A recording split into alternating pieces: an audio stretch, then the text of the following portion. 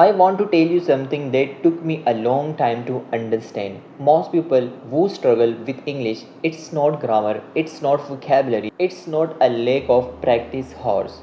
It's one speaking pattern, and once I saw it, I couldn't unsee it. Today I am going to show you how exactly what it is.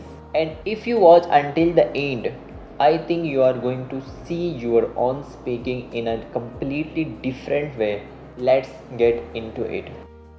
I have spent months studying how English learners actually speak, not in classroom but in real conversation under real pressure. And I kept asking the same question, what's happening at the exact moment someone phrases?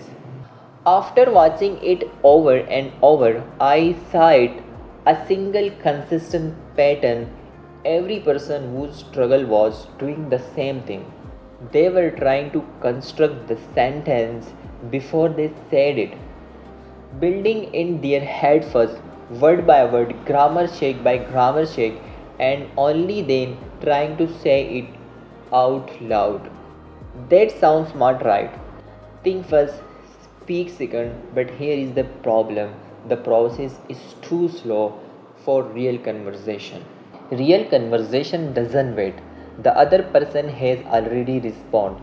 The moment has already passed and you are still standing there with a half of sentence in your head and your mind just empties. That's the freeze. That's the blank, and it's not a language problem, it's a process problem. This pattern wasn't accidental, it was thought. Think about how you learn English. Classroom, teacher writes on a board, you analyze, write, get tested in silence, on paper, with all the time in the world.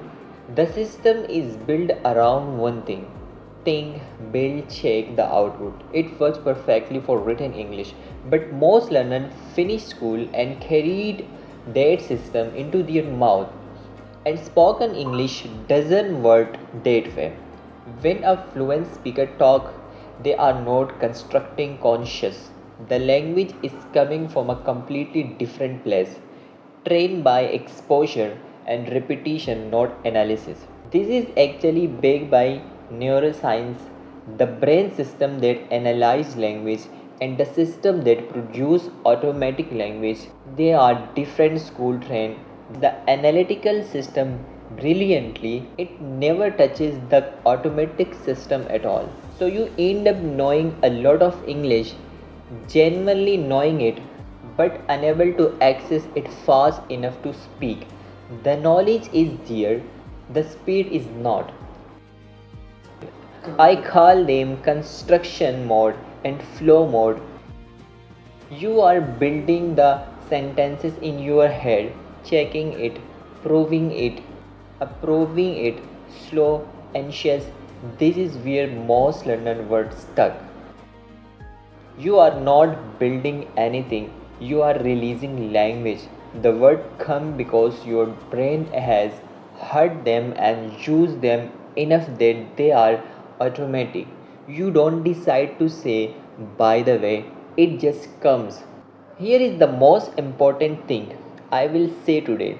Fluence is not about knowing more English. Fluence is about moving more of your English from construction mode into flow mode. That's the whole game. When people say, I understand English perfectly but I can't speak it, this is exactly what they are describing. Their English is stored knowledge, but it's never been transferred into automatic real time output. And the reason most English courses don't fix this, they give you more knowledge, more vocabulary, more grammar, more analysis. None of they transfer language into flow mode. The goal is not to eliminate mistake. The goal is to reduce the gap between what you think and what you say. Here is one practice. Simple but not easy. Set a timer for 5 minutes. Talk out loud in English. Any topic. But here is the rule.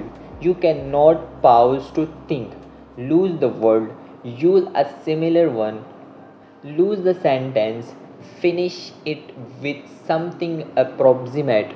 Keep going, no stopping, no restarting, no editing. You are focusing your brain out of construction mode. You are building a new reflex. Do this every day. Second, get comfortable with approximate language.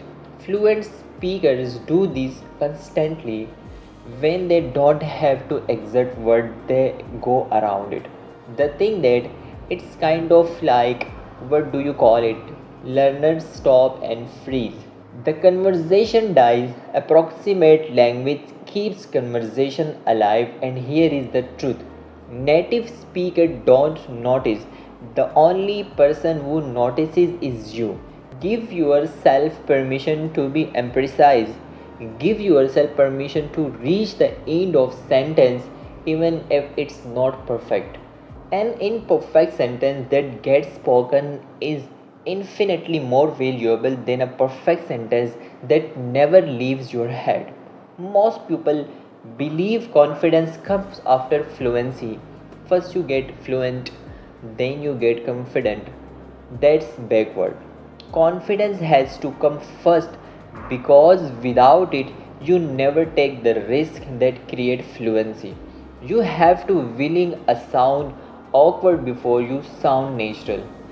The learner I've seen grow the fastest aren't the most accurate. They are the most willing to be wrong, willing to keep going when the sentence falls apart. The willingness alone moves more language into flow mode than any course ever will. That's what this channel is built around. No more English to know, but more English you can actually use in real time. When it matters, that's what the speaking reset means. If something in this shifted for you, even slightly, we are already moving in the right directions. Subscribe if you haven't, and I will see you in the next one.